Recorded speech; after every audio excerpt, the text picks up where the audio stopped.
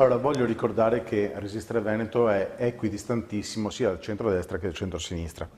Però voglio anche far notare un altro elemento, senza dover necessariamente attaccare l'uno o l'altro, tanto è facile attaccare tutti e due.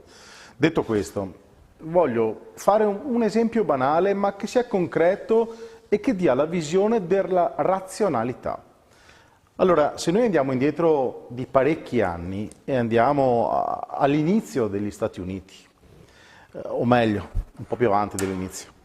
Se vi ricordate c'era l'Italo Italy, dove c'era la mafia, dove gli italiani erano visti malissimo, dove eravamo praticamente dei cani da soma sostanzialmente in America. C'era Chinatown, dove c'erano altre peculiarità, la droga, l'oppio e quant'altro.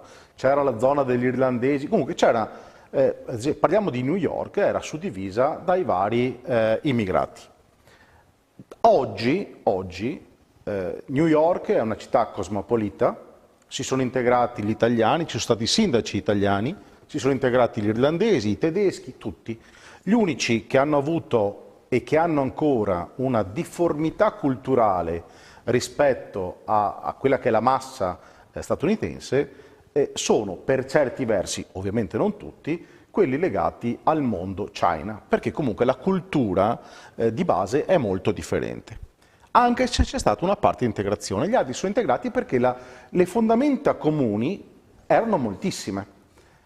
Se noi vediamo invece un processo inverso qui in Europa, non soltanto in Veneto, in Italia o a Venezia, ma in Europa, la massa dell'immigrazione arriva dai paesi del Nord Africa, arriva dai paesi, diciamo così, della linea legata ad una cultura molto diversificata dalla nostra.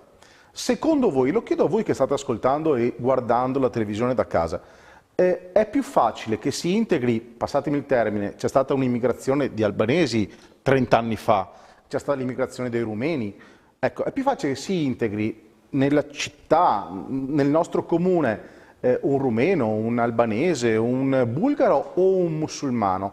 Partite da quelli che sono i presupposti culturali. C'è una diversità talmente elevata che anche tra 50 anni rimarranno due blocchi.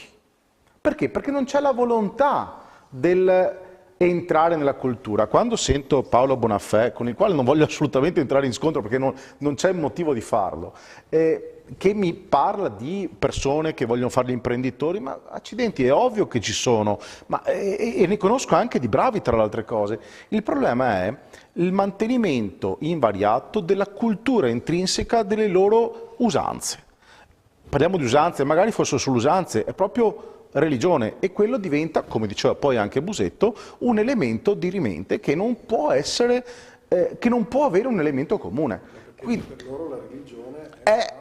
Esatto, la religione è Stato, quindi ragazzi c'è poco da fare, non si può trovare un'integrazione, pertanto bisogna trovare, come diceva prima lui, un'integrazione fatta su regole certe.